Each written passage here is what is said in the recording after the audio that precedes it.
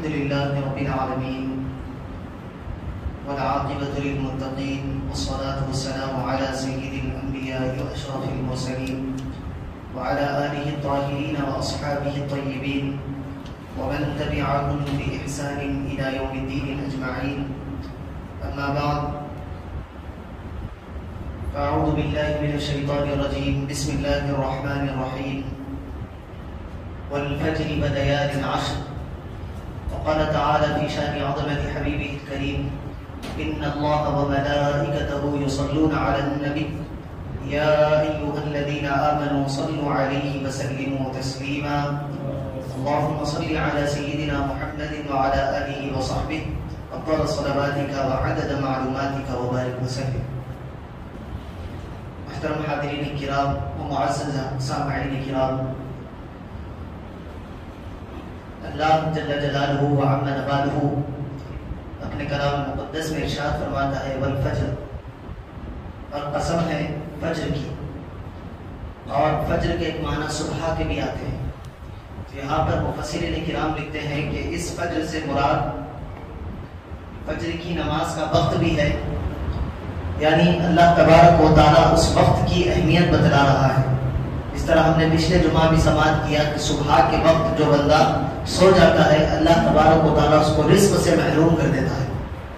اور جو بندہ صبح کے وقت میں اٹھ کر محنت کرتا ہے، جو بندہ صبح کے وقت میں روزی کے لیے نکلتا ہے، اللہ تبارک و تعالیٰ اس کی کمائی میں خیر اور برکت کا معاملہ فرماتا ہے. یہ اللہ تعالیٰ نے ارشاد فرمایا. اور بھی اس کی مفسرین کرام نے تشریحات کی ہے کہ کون سی صبح ہے، کس صبح کے بارے میں. بعض نے کہا کہ محرم کی پہلی صبح کی بات ہو رہی ہے جس سے نئے سال کی ابتدا ہوتی ہے. دیگر مفسرین نے کرام کی دیگر آراء ہے. اس کے بعد والی جو آیت ہے وَلَيَالٍ عَشْرٍ، اور قسم ہے 10 راتوں کی. اور ایک بات یاد رکھے، جب اللہ تبارک و تعالیٰ کسی چیز کی قسم اٹھا لیتا ہے تو اللہ تبارک و تعالیٰ کسی چیز کی قسم اس بات کے لیے نہیں اٹھاتا کہ وہ اپنی بات کو منوائے.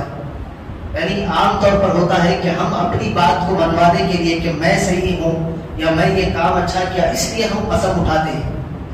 اللہ کو اس کی ضرورت نہیں ہے. اللہ اگر کسی چیز کی اہمیت بتلانا چاہتا ہے، اللہ کسی چیز کا مقام بتانا چاہتا ہے، تب اللہ تبارک و تعالیٰ قسم والے جملوں کو استعمال کرتا ہے. تو والفجر ولیال عشر، صبح کی قسم اور 10 راتوں کی قسم. ان 10 راتوں کے متعلق علماء کرام فرماتے ہیں کہ یہ 10 راتیں ذی الحجہ کی ابتدائی 10 دنوں کی راتیں. ذی الحجہ اسلامی مہینوں کا آخری مہینہ، وہ مہینہ جس میں عید الاضحیٰ ہوتی ہے، وہ مہینہ جسے ہم قربانی کا مہینہ کہتے ہیں. اس کے ابتدائی جو 10 ایام ہیں بڑے عظمتوں والے، بڑے فضیلتوں والے، بڑے مقام اور رتبے والے وہ 10 دن ہیں. حدیث مبارکہ میں آتا ہے، سیدنا ابو ہریرہ رضی اللہ تعالیٰ عنہ ارشاد فرماتے ہیں کہ میں نے رسول اللہ صلی اللہ علیہ وسلم سے سنا کہ ذی الحجہ کی ابتدائی 10 دنوں میں کی جانے والی عبادت اللہ تعالیٰ کی بارگاہ میں دوسرے دنوں میں کی جانے والی عبادت سے زیادہ محبوب اور پسندیدہ ہے. یعنی ان 10 دنوں میں جو بندہ عبادت کرتا ہے اللہ تبارک و تعالیٰ اس عبادت کو بڑا پسند فرماتا ہے. اللہ کے پاس اس عبادت کا ایک الگ مقام ہے ان 10 دنوں میں کی جانے والی عبادت کا. اس کے بعد اب آگے ارشاد فرماتے ہیں کہ اس میں ایک دن کا روزہ سال بھر کے روزوں کے برابر ہے. ان 10 دنوں میں بندہ کوئی ایک دن روزہ رہ جاتا ہے، اللہ تبارک و تعالیٰ اس کو اپنی عطا سے، اللہ تبارک و تعالیٰ اس کو اپنے فضل سے 1 سال روزے رہنے کا ثواب عنایت فرماتا ہے. اور آگے ارشاد فرماتے ہیں کہ اور اس کی ایک رات کا قیام سال بھر کی شب بیداری کے برابر اجر رکھتا ہے. یعنی بندہ اس کی کسی ایک رات میں تہجد پڑھ لیتا ہے یا دیگر نفلی عبادتیں کر لیتا ہے جاگ کر، اور تھوڑی دیر وقت نکال کر رات میں اللہ کی عبادت کر لیتا ہے، اللہ تبارک و تعالیٰ کے فضل سے اس کو سال بھر تمام راتوں میں عبادت کرنے کا اللہ ثواب اس کے نام اعمال میں لکھتا ہے. ایسے مقام، ایسی فضیلت رکھنے والے یہ 10 دن ہے. اس کے بعد الغنیۃ لطالب طریق الحق، یہ حضرت غوث اعظم رضی اللہ تعالیٰ عنہ کی کتاب ہے. اس میں آپ ایک حدیث مبارکہ کو نقل کرتے ہیں جس کی راوی حضرت ام المؤمنین عائشہ صدیقہ رضی اللہ تعالیٰ عنہا ہے. وہ بیان فرماتی ہے کہ رسول پاک صلی اللہ علیہ وسلم نے ارشاد فرمایا، جو کوئی عشرہ ذی الحج کی کسی رات کو عبادت کے ذریعے زندہ کرے گویا وہ اس سال حج اور سال بھر عمرہ کرنے والے کے برابر عبادت کرنے والا قرار پائے گا۔ لوگ لاکھوں روپئے لے کر حج کو جاتے ہیں اور ان کا حج قبول ہوگا نہیں ہوگا، رد کر دیا جائے گا، یہ کسی کے پاس اس کو معلوم نہیں ہوتا ہے کہ اس کا حج قبول ہوا یا رد کر دیا گیا۔ یعنی بعض اوقات ایسی غلطیاں ہو جاتی ہیں جس کی وجہ سے حج فاسد بھی ہو جاتا ہے، جو نہیں کرنے کے کام ہوتے ہیں وہ کر دیتے ہیں معلومات نہ ہونے کی وجہ سے، اور بعض پیسہ حرام کا ہوتا ہے، جاتے تو حج کو احسان دکھانے کے لیے، لیکن اس پیسے کی وجہ سے نیت خراب ہونے کی وجہ سے بھی اللہ تبارک و تعالیٰ ان کے حج کو قبول نہیں کرتا۔ لیکن یہ ایک رات میں جو بندہ غریب ہے، حج کو نہیں جا سکتا، اللہ کی بارگاہ میں جا کر وہ عبادت نہیں کر سکتا، اس کے لیے اللہ کے حبیب علیہ الصلوۃ والسلام نے فرمایا کہ جو شخص عشر ذی الحج کی یعنی ان 10 دنوں میں چاند دکھنے کے بعد سے عید کی رات تک کسی رات کو اللہ تبارک و تعالیٰ کی عبادت کے ذریعے زندہ کرے، یعنی اس رات کو بیٹھ کر اللہ کا ذکر کرے، نمازیں پڑھے، اللہ تبارک و تعالیٰ سال بھر عمرہ کرنے کا اس کو ثواب دیتا ہے، اور اس سال حج کرنے کا بھی اس کا ثواب اس کے نام اعمال میں لکھتا ہے۔ تو کتنی بڑی بات یہ ہے، کتنی شان اور عظمت والی یہ راتیں ہیں۔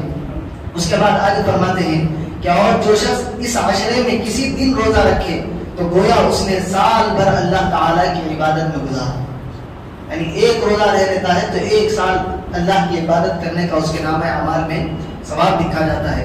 پھر اس کے بعد آگے فرماتے ہیں کہ جب عشر ذی الحج شروع ہو جائے تو عبادت اور اطاعت میں مزید اہتمام کرو، کیونکہ یہ وہ ایام ہیں جنہیں اللہ تعالیٰ نے فضیلت اور برتری عطا فرمائی ہے، اور اس کی رات کو بھی دن کی طرح عظمت اور تقدس والی بنایا ہے، یعنی اس کی راتوں کی بھی اہمیت ہے، اس کے دنوں کی بھی اہمیت ہے۔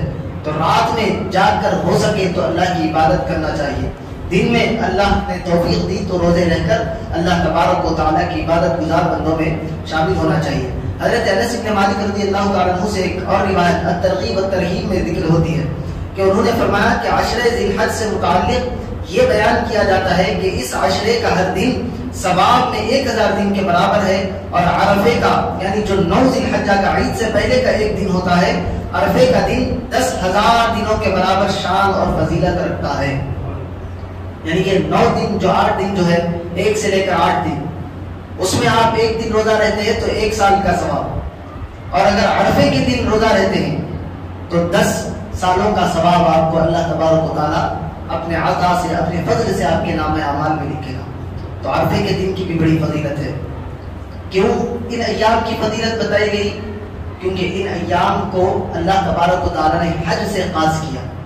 حج کی جو عبادت ہے، جو اسلام کا اہم رکن ہے، اس کے ارکان وہاں ادا ہوتے رہتے ہیں، تو اس وجہ سے اللہ تبارک و تعالیٰ نے ان ایام میں بھی اللہ نے برکت رکھ دی، اور جو اللہ تبارک و تعالیٰ کی نعمتیں اور اللہ تبارک و تعالیٰ کی بخشش چاہتا ہے وہ ان دنوں میں اللہ تبارک و تعالیٰ کو منا لیتا ہے، اللہ تبارک و تعالیٰ اس سے بھی راضی ہو جاتا ہے۔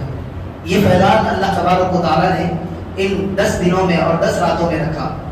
اور حبیب پاک علیہ الصلوۃ والسلام فرماتے ہیں، حضرت ام المؤمنین حضرت سلمہ رضی اللہ تعالیٰ عنہ روایت کرتی ہیں کہ انہوں نے سنا کہ رسول اللہ صلی اللہ علیہ وسلم نے ارشاد فرمایا کہ جس شخص کے پاس ذبح کرنے کے لیے جانور ہو اور جب ماہ ذی الحج کا چاند دکھائی دے تو وہ اپنے بال نہ نکالے اور نہ ناخن تراشے یہاں تک کہ قربانی کر لے۔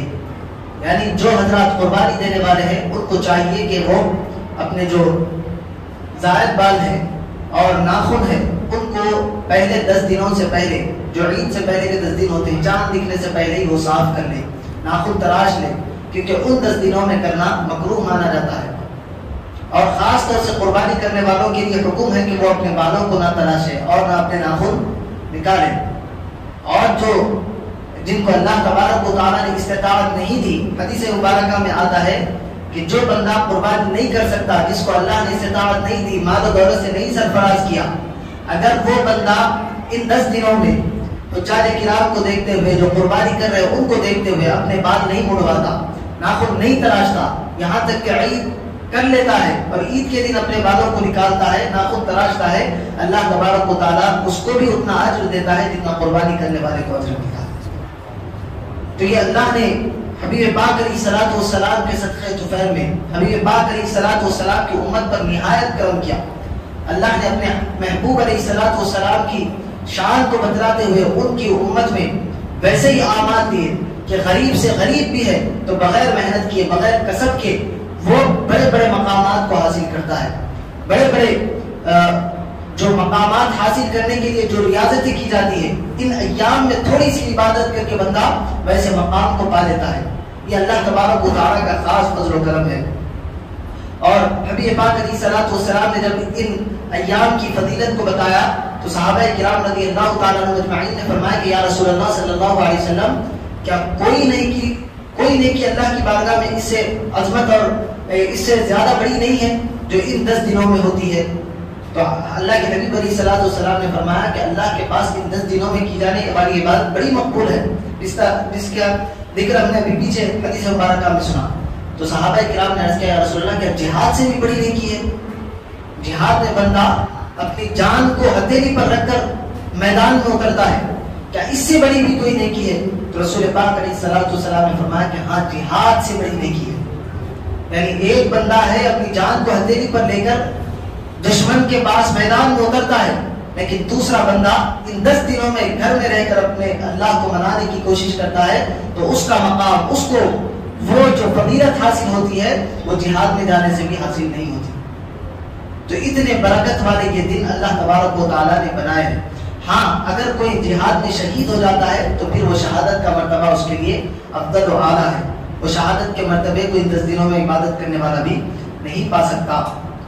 پھر حضور پاک علیہ الصلوۃ والسلام کے دور میں ایک شخص تھا, گانے سننے کا اس کو اور ناچ دیکھنے کا اس کو شوق تھا, لیکن اس کا یہ عمل تھا کہ جب یہ ابتدائی 10 دن ہوتے تھے, چاند دکھتا تھا, وہ گانے بجانوں کی محفلوں سے اپنے آپ کو دور کر لیتا تھا اور روزے رکھا کرتا تھا. حبیب پاک علیہ الصلوۃ والسلام کو اس بات کا علم ہوا کہ بندہ ہے سال بھر گانے سنتا ہے, گانوں کی محفلوں میں رہتا ہے, ناچ گانوں کی, لیکن جب ذی الحج کا مہینہ آتا ہے تو اپنے آپ کو محفلوں سے دور کر لیتا ہے اور اللہ کی بارگاہ میں روزے رکھتا ہے. تو حبیب پاک علیہ الصلوۃ والسلام نے اس کو بلایا اور بلا کر پوچھا کہ تمہارے اس طرح کرنے کی وجہ کیا ہے؟ تو اس نے کہا کہ یہ ایام اللہ کی بارگاہ میں بڑے فضیلت والے ایام ہیں. ان ایام میں اللہ نے حج کو رکھا ہے. یا رسول اللہ میرے پاس اتنا مال و دولت نہیں ہے کہ میں حج کو جا سکوں, وہاں جا کر اللہ تبارک و تعالیٰ کی عبادت کر سکوں, میں وہ نہیں کر سکتا, اس لیے میں یہاں پر روزے رہ کر اللہ تبارک و تعالیٰ کی بارگاہ میں دعا کرتا ہوں اور ان حاجیوں کی طرح یہاں کرنے کی کوشش کرتا ہوں جو لوگ وہاں پر مینا میں, مزدلفہ میں, عرفہ میں اپنے مناسک کو ادا کر رہے ہیں. تو رسول پاک علیہ الصلوۃ والسلام نے فرمایا کہ جاؤ, تمہارے لیے اللہ نے خوشخبری رکھی ہے. وہ خوشخبری کیا ہے کہ جب تم ایک دن کا روزہ رہتے ہو تو 1 سال روزے رہنے کا تمہیں اللہ تبارک و تعالیٰ ثواب عنایت فرماتا ہے. دوسرا, تمہیں 100 غلام آزاد کرنے کا اللہ تبارک و تعالیٰ ثواب عنایت فرماتا ہے. دوسرا, 100 اونٹ حرم میں قربانی کے لیے بھیجنے کا تمہیں ثواب عنایت فرماتا ہے. اور چوتھا, 100 گھوڑے جو جہاد میں جا رہے ہیں ان کے لیے 100 گھوڑے دینے کا اللہ تبارک و تعالیٰ تمہیں ثواب عنایت فرماتا ہے. کتنا کام, ایک دن کا روزہ, سال بھر کے روزوں کا ثواب, 100 اونٹ قربان کرنے کا ثواب, 100 غلام آزاد کرنے کا ثواب اور 100 گھوڑے مجاہدوں کو ہدیہ دینے کا ثواب اللہ تبارک و تعالیٰ اس ایک بندے کو عنایت فرماتا ہے جو ایک دن کا روزہ ایک ابتدائی 10 دنوں میں رہتے. تو کوشش کرنی چاہیے کہ ان ابتدائی 10 دنوں میں روزے رہتے ہوئے اللہ تبارک و تعالیٰ کی بارگاہ میں اس کا تقرب حاصل کرے اور فیضیاب بندوں میں اپنے آپ کو شمار کرے. اور بعض اولیاء کرام کو دیکھا گیا ہے کہ وہ سفر میں بھی ہوتے تھے, کسی مشکل میں بھی ہوتے تھے, تو یہ جو ابتدائی 10 دنوں کے روزے ہیں ان کو نہیں چھوڑتے تھے. اور جو دیگر نفل روزے ہیں جس طرح بقرعید کے جو پہلے کے ایام ہیں یا محرم کے روزے ہیں یا شب برات اور شب معراج کے روزے ہیں, تو ان اولیاء کرام سے پوچھا گیا کہ آپ سفر میں تو روزے معاف ہے, رمضان میں بھی اگر کوئی بندہ ہے روزے نہیں رکھ سکتا, سفر کر رہا ہے, تو اس کے لیے معافی ہے, بعد میں اس روزے کی قضا کی جائے گی. تو یہ روزے تو سفر میں معاف ہے, آپ کیوں رکھتے ہیں؟ تو انہوں نے فرمایا کہ رمضان کے روزوں کی قضا ہے. بندہ رمضان میں روزے چھوٹ جاتے ہیں تو اس کی قضا کر سکتا ہے. حالانکہ حدیث شریف میں اس طرح بھی متن ہے کہ جو ثواب رمضان میں ملتا ہے وہ دیگر ایام میں اس کے قضا کرنے پر وہ ثواب نہیں ملتا. یعنی ایک روزہ رمضان کا چھوٹ جاتا ہے, سال بھر اس کے بدلے بھی روزہ رہتا رہے وہ ثواب اس کو رمضان کا نہیں ملتا، لیکن اللہ نے گنجائش رکھی ہے کہ وہ بندہ اس کی قضا کر سکتا ہے۔ اب اس کی نیت پر دار و مدار ہے کہ جس طرح کی نیت ہوگی اس طرح کا اس کو ثواب ملے گا۔ لیکن یہاں وہ اولیاء کرام فرماتے ہیں کہ اللہ تبارک و تعالیٰ نے ان روزوں کی قضا رکھی ہے، لیکن یہ جو نفلی روزے ہوتے ہیں نفل روزوں کی قضا نہیں ہے۔ یہ دن ایک بار چلے جاتا ہے تو پھر آئندہ ہماری زندگی میں ملے گا یا نہیں ملے گا، اس کی کوئی گارنٹی نہیں ہے۔ تو اب وقت ہے، تھوڑی سی مشقت ہوتی ہے سفر میں رہ جانے میں، لیکن اللہ تبارک و تعالیٰ کے پاس اس کی عظمت، اس کا مقام، اس کے ثواب میں زیادتی دیکھتے ہوئے ہم ان روزوں کو سفر میں بھی رہتے ہیں۔ تو اولیاء کرام کا یہ معمول رہا کہ ان روزوں کو سفر کے میں بھی رہتے تھے تو سفر کے اندر بھی ان روزوں کو رکھا کرتے تھے۔ اور اس کی راتوں میں عبادت کرنے کے متعلق صحابہ کرام رضوان اللہ علیہم اجمعین کے پوچھنے پر رسول پاک علیہ الصلوۃ والسلام نے فرمایا کہ جو بندہ اس کی کسی رات میں عبادت کرتا ہے، یعنی ان 10 دنوں کی جو 10 راتیں ہیں اس میں سے کسی ایک رات میں عبادت کرتا ہے، اللہ تبارک و تعالیٰ اس کو شب قدر میں عبادت کرنے والوں کے جتنا ثواب عنایت فرماتا ہے۔ اب دیکھیں شب قدر رمضان کی آخر 10 راتوں میں، پھر اس میں سے بھی 5 راتوں میں اس کو تلاش کرنے کا حکم دیا گیا، پھر 21 کو ہوتی ہے، 23 کو ہوتی ہے، اس کی کوئی دلیل نہیں ہے۔ اکثر نے کہا کہ 27 کو ہوتی ہے، لیکن وہ بات بھی معتبر نہیں ہے۔ بعض نے کہا کہ تبدیل ہوتی رہتی ہے، کبھی 21 کو ہوتی ہے، کبھی 23 کو رہتی ہے۔ مسلسل 10 دن یا کم سے کم 5 دن وہ ثواب کی نیت سے روزانہ جاگے گا، رات میں عبادت کرے گا تو اس کو شب قدر ملے گی۔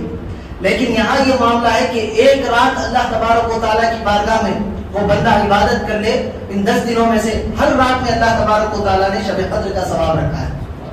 تو ہو سکتا ہے تو 10 راتوں میں اہتمام کرنے کی کوشش کریں، نہیں ہوتا وقت نکال کر کسی ایک رات میں آپ عبادت کرنے کی کوشش کریں۔ اب دیکھیں ان 10 دنوں کی قدر کرنے والوں کی، ان 10 دنوں کی اہمیت حاصل کر کے اللہ تبارک و تعالیٰ کی بارگاہ میں پہنچنے والوں کی، اللہ تبارک و تعالیٰ کی بارگاہ میں حصول ثواب کی نیت سے جانے والوں کے لیے اللہ نے 10 نعمتیں رکھی ہیں۔ وہ کیا ہے؟ پہلا ہے جو بندہ ان 10 دنوں کی قدر کر کے اللہ کی بارگاہ میں عبادت کرتا ہے، اللہ تبارک و تعالیٰ اس کی عمر میں برکت عطا فرماتا ہے۔ ہم دعا کرتے ہیں کہ اللہ ہماری عمر میں اضافہ فرما، لیکن ان 10 دنوں کی اہمیت کرنے والا، قدر جاننے والے کی عمر میں اللہ تبارک و تعالیٰ برکت عطا فرماتا ہے۔ دوسرا ہے اس کے مال میں اللہ تبارک و تعالیٰ برکت عطا فرماتا ہے۔ تیسری جو نعمت اس کو ملتی ہے، مصیبت اور بلاؤں سے اس کی اور اس کے گھر والوں کی دونوں کی حفاظت ہوتی ہے۔ یعنی ان 10 دنوں کی اہمیت حاصل کرنے والا، ان 10 دنوں میں عبادت کرنے والے کی مصیبت میں اللہ تبارک و تعالیٰ اس کی اور بلاؤں سے اس کے گھر والوں کی حفاظت فرماتا ہے۔ چوتھا اس کی مغفرت ہو جاتی ہے، اس کے پچھلے سارے گناہوں کو اللہ تبارک و تعالیٰ معاف فرما دیتا ہے۔ پانچواں اس کی نیکیوں میں اللہ تبارک و تعالیٰ اضافہ فرماتا ہے، یعنی جو گناہ ہوئے تھے وہ صاف ہو گئے اور جتنی نیکیاں کی تھی اس میں اللہ تبارک و تعالیٰ اضافہ فرماتا ہے۔ پھر اس کا چھٹویں نعمت جو ملتی ہے 10 دنوں کی قدر کرنے والے کو، سکرات کے وقت کی جو تکلیف ہوتی ہے اللہ تبارک و تعالیٰ اس میں بھی اس کے لیے آسانیاں فرما دیتا ہے۔ سکرات کا وقت بڑا خطرناک وقت ہوتا ہے، بڑا کٹھن وقت ہوتا ہے۔ اچھے یہاں پر ایمان سے ہاتھ دھو بیٹھتے ہیں، لیکن ان 10 دنوں کی اہمیت جان کر اسی قدر کرنے والے کو اللہ تبارک و تعالیٰ سکرات کے وقت بھی آسانی عطا فرماتا ہے۔ اس کے بعد ساتویں جو نعمت اس کو ملتی ہے، اس کی قبر میں اللہ تبارک و تعالیٰ روشنی فرماتا ہے۔ پھر اس کے بعد میزان میں اس کے جو ہلکے اعمال ہوں گے، چھوٹی اس کی جو نیکیاں ہوں گی، اللہ تبارک و تعالیٰ اس کو وزنی فرما دے گا، اس کا بڑا اس کو مقام بتائے گا، اس کو بڑا اس کا صلہ کل میدان محشر میں دیا جائے گا۔ ان 10 دنوں کی عظمت اور نعمت، ان 10 دنوں کی قدر کرنے والے کو۔ پھر 9 اس کو جہنم سے اللہ تبارک و تعالیٰ محفوظ فرما دے گا۔ 10ویں نعمت جو ملتی ہے، جنت میں اس کو داخل فرمائے گا اور درجات میں اس کے بلندی عطا فرمائے گا۔ جہنم سے محفوظ ہو گیا، جنت میں چلا گیا، لیکن اب درجات میں اس کے اللہ تبارک و تعالیٰ بلندیوں سے اس کو سرفراز فرماتا ہے، آگے سے آگے والے مقام میں اس کو بھیجتا رہتا ہے۔ کس کے لیے ہے؟ جو بندہ یہ ذی الحجہ کے ابتدائی 10 دنوں کی عظمت کو جانے، اس کی قدر کرے اور قدر کرتے ہوئے ان 10 دنوں میں عبادت کرے، اللہ تبارک و تعالیٰ ایسے بندے کو ان 10 نعمتوں سے سرفراز عطا فرماتا ہے۔ اور حضرت غوث اعظم رضی اللہ تعالیٰ عنہ اپنی کتاب میں ارشاد فرماتے ہیں کہ جو بندہ اس عشرے میں صدقہ اور خیرات کرتا ہے، یعنی کسی غریب کو پیسے دیتا ہے، وہ گویا اس نے انبیاء کرام علیہ الصلوۃ والسلام کی سنت کو زندہ کرنے کا کام کیا۔ تو کوشش کرنا چاہیے 1-2 روپیے ہی صحیح صدقہ اور خیرات کرنے کا یہ عمل ہمارے لیے بنانا چاہیے۔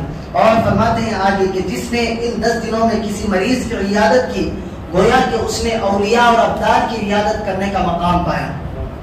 یعنی آج کی دنیا میں کون ولی ہے، کون ابدال کے مقام پر فائز ہے، کسی کو ہم پہچان نہیں سکتے. اگر ہمارے رشتہ داروں میں، دوست و احباب میں کوئی بیمار ہے، ان 10 دنوں میں آپ وقت نکال کر اس کی تیمارداری کریں، اس کی عیادت کے لیے، اس سے ملاقات کرنے کے لیے جائے. کیا ہوگا؟ اللہ تبارک و تعالیٰ اولیاء سے ملاقات کرنے کا، ابدالوں سے عیادت کرنے کا آپ کو ثواب عنایت فرمائے گا. آگے فرماتے ہیں کہ ان 10 دنوں میں جو بندہ جنازے میں شریک ہوا تو گویا وہ کسی عام جنازے میں نہیں بلکہ مقام شہادت پانے والے کے جنازے میں شریک ہوا، اس کو اتنا ثواب عنایت فرمایا جاتا ہے. تو کوشش کریں کہ جہاں کہیں جنازہ آپ کے 10 دنوں میں دکھ جائے یا ہمارے خاندان میں، دوست و احباب میں کسی کے پاس، تو وہاں جائے اور جنازے کو کندھا دے کر اس ثواب کو حاصل کرنے کی بھی ہم کوشش کریں. آگے ارشاد فرماتے ہیں غوث اعظم کے کہ جو کوئی بندہ کسی ضرورت مند کو لباس پہنا ہے، اللہ تبارک و تعالیٰ اس کو میدان محشر میں مقام عزت سے سرفراز فرماتا ہے. خلعت عزت یعنی عزت کی خلعت اس کو پہناتا ہے.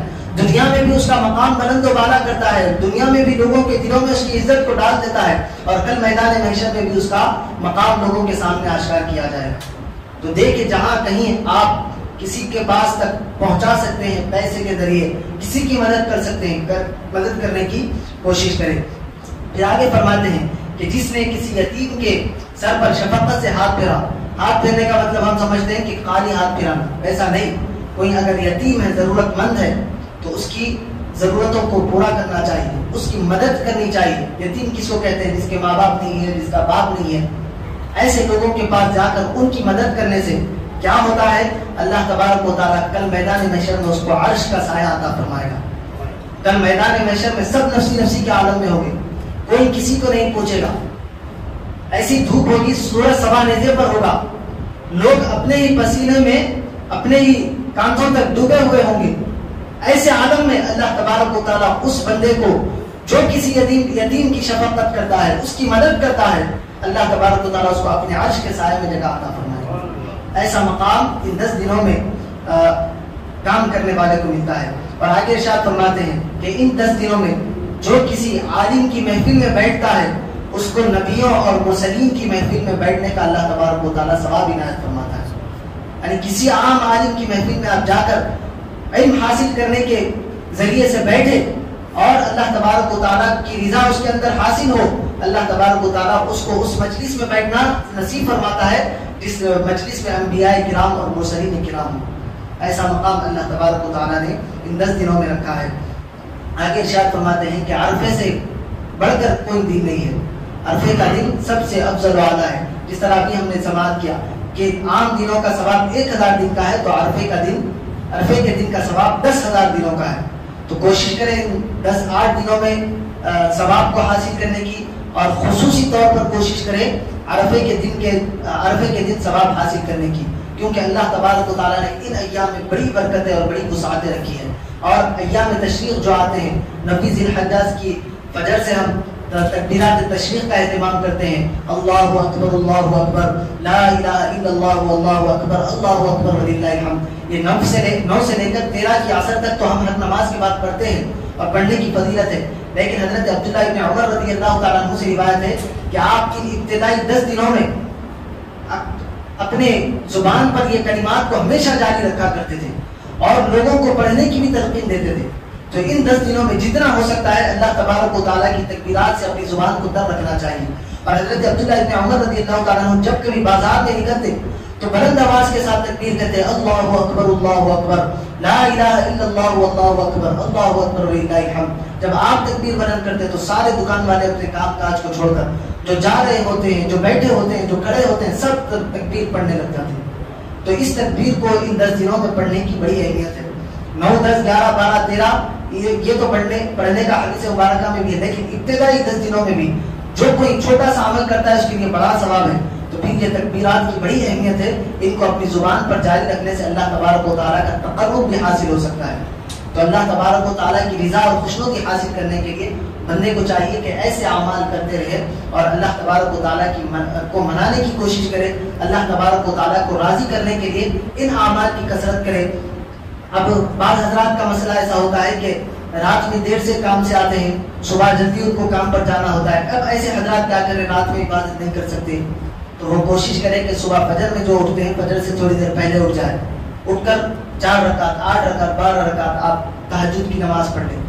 آپ اس وقت نہیں اٹھ سکتے، آپ عشاء کی نماز کے بعد یہ طریقہ بنا لیں، سنت اور نفل پڑھنے کے بعد کچھ زائد نفل آپ پڑھیں وتر کی نماز پڑھنے سے پہلے، اس نیت سے کہ میں آج کی رات کا جو مقام ہے، جو ثواب ہے اللہ تعالیٰ نے شب قدر جیسی عبادت کا اس میں ثواب رکھا ہے، میں اس کو حاصل کرنے کے لیے نوافل پڑھ رہا ہوں. 4 رکعت 8 رکعت 12 رکعت 12 رکعت سے زیادہ پڑھنا ثابت نہیں ہے، تو اس سے زیادہ آگے بڑھنا بھی نہیں چاہیے. تہجد کی نیت سے آپ کو 8 رکعت یا 12 رکعت پڑھ لیں، پڑھ کر پھر وتر کی نماز پڑھ کے آپ سو جائیں. یہ اہتمام کرے. جو بندہ اتنا بھی نہیں کر سکتا، جو مسجدوں سے دور ہے، وہ اتنا تو اہتمام کرے کہ 5 وقت کی نماز خاص دنوں میں پڑھنے کی کوشش کرے. ان 10 دنوں کے اندر نمازوں کا اپنے آپ کو عادی بنائے، کیونکہ ہر ثواب کی شرح میں اللہ تبارک و تعالیٰ اضافہ فرماتا ہے. اور حدیث مبارکہ میں آتا ہے کہ جو بندہ عشاء کی نماز جماعت کے ساتھ ادا کرے اور رات میں سو جائے، کوئی کام نہ کرے، کوئی عبادت نہ کرے، اور پھر اٹھ کر صبح فجر کی نماز جماعت سے ادا کرے، اللہ تبارک و تعالیٰ اس بندے کے نامہ اعمال میں رات بھر عبادت کرنے کا ثواب ملتا ہے. تو اتنا تو کوشش کرے کہ اپنی جماعتوں کو، اپنی نمازوں کو جماعت کے ساتھ پڑھنے کا اپنے آپ کو عادی بنا لے، اور ان 10 دنوں میں خاص نمازوں کا اہتمام کر کے اللہ تبارک و تعالیٰ کی رضا اور خوشنودی کو حاصل کرے. اللہ تبارک و تعالیٰ سے دعا ہے کہنے اور سننے سے زیادہ ہمارے صالحہ کی توفیق عطا فرمائیں. وصلی اللہ تعالی وسلم علی خیر خلقہ سیدنا محمد وعلی آلہ واصحابہ اجمعین.